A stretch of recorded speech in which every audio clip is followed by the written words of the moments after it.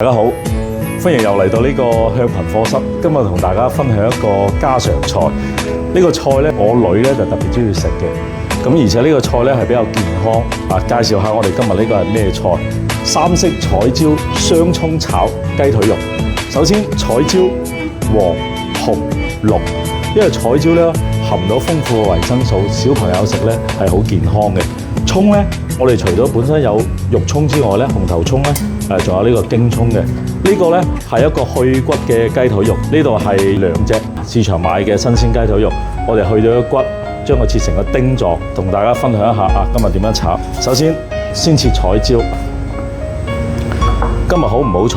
彩椒去買嘅時候冇晒啦，紅色一隻，搞到一隻咁大，一隻咁細但係我哋大有大切，細有細切去頭去尾。去頭去尾之後呢，我哋要順住佢滾刀，將個窿切出嚟。嗱，呢嚿係比較大嘅，所以我哋就開3嘅狀態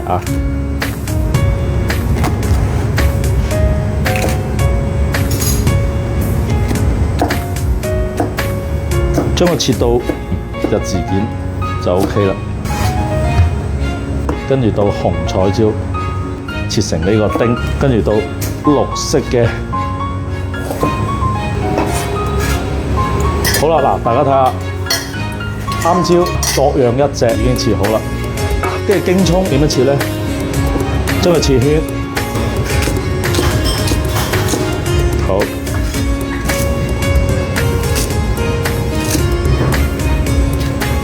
今次呢，用獨子蒜。佢一粒裏面只係得一粒蒜頭，但係佢有個好處係咩呢？香啲。嗱，獨子蒜係點樣將佢起衣呢？最簡潔嘅方法，頭尾各界一刀，我哋只需要一拍，成個衣就出咗嚟啦。跟住再將佢剁2刀。嗱，呢啲就快靚正啦，咁樣嘅蒜頭，啱啱切出嚟洗佢先。洗乾淨咗個雞肉之後呢，我哋就將佢索乾水嘅。雞胸肉呢，就本身係一個健身嘅人食，但係雞腿肉呢，我個人覺得呢會比較嫩滑啲，好適合細路仔食。呢個點樣醃製呢？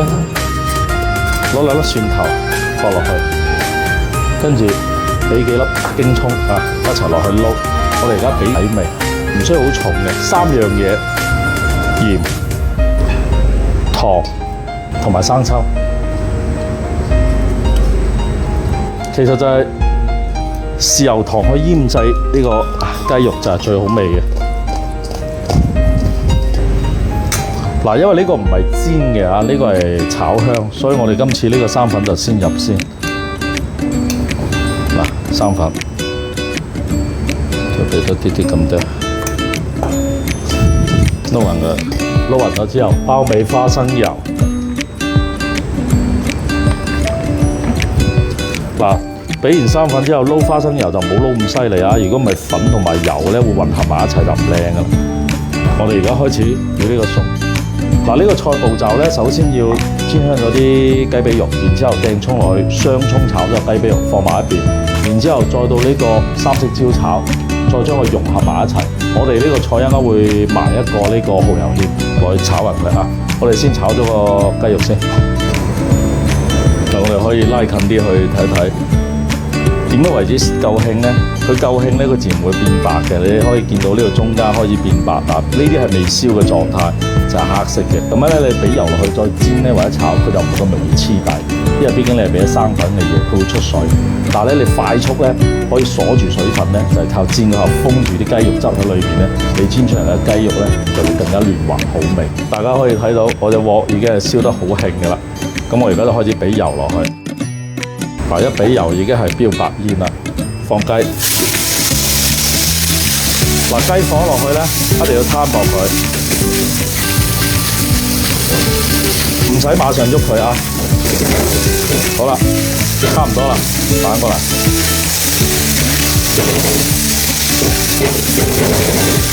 等佢嚿有啲金黃色跟住呢個時候咧，就放啲葱落去。炒一佢。嗱，放葱嘅時候咧，一定要灒翻少少酒落去，等佢充分攞個香味出嚟，炒香佢啊！嗱，唔好炒過熟啊，炒得太耐過熟咧，一陣就要撈埋一齊啊！包尾油、生抽。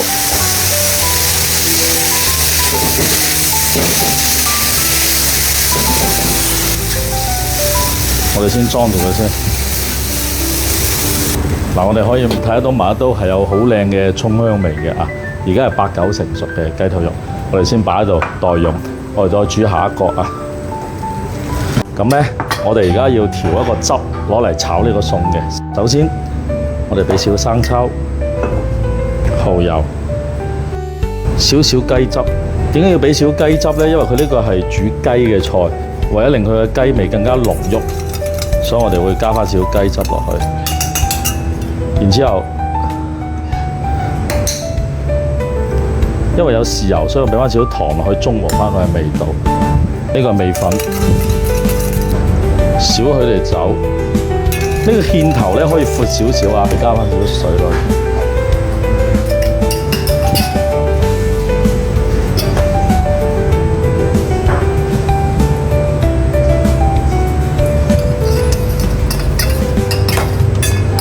我哋而家過嚟炒埋個三椒佢。嗱，炒呢個三色椒咧，喺屋企咧就唔會分2次炒嘅。門店咧肯定係先煸後炒，屋企咧係講求一氣呵成啊！嗱，我哋加翻少少我自己調嘅豉油黃落去。首先爆香料頭，正辣椒，加啲酒。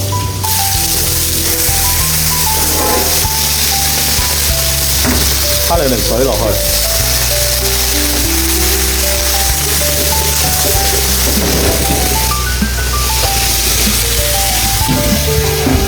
加蓋焗一焗佢，加蓋放多次酒，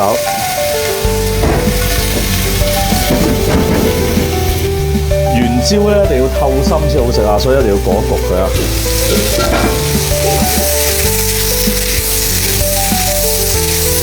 好啦，個原椒差唔多得，我哋將啲雞肉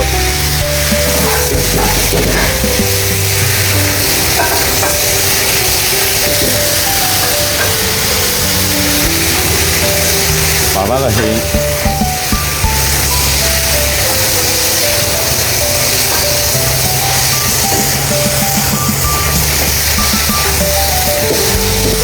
嗱，呢個菜係要帶少汁水㗎，一啲汁水都冇啊，唔好食啊，太過。包尾酒，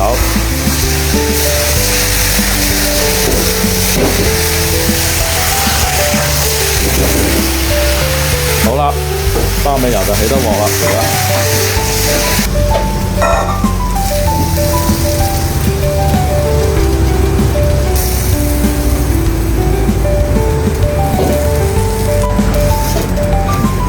呢個雙葱三色椒炒雞腿肉就已經完成咗啦。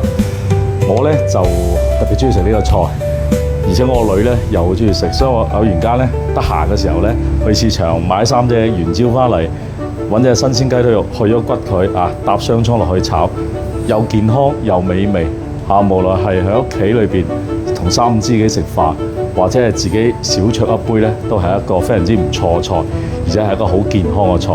有機會得閒，大家可以翻去試下。你哋睇下仲想食啲咩嘢，多啲留言俾我。只要我懂嘅，我一定會同大家分享啊！亦都再次多謝大家咁耐以嚟對粵向文化真係支持。細佬我可能唔係好叻，但係我未來嘅日子當中，我會繼續努力，希望分享更加多嘅美食，讓大家會喜歡、中意。多謝大家，我哋下一期再見，拜拜。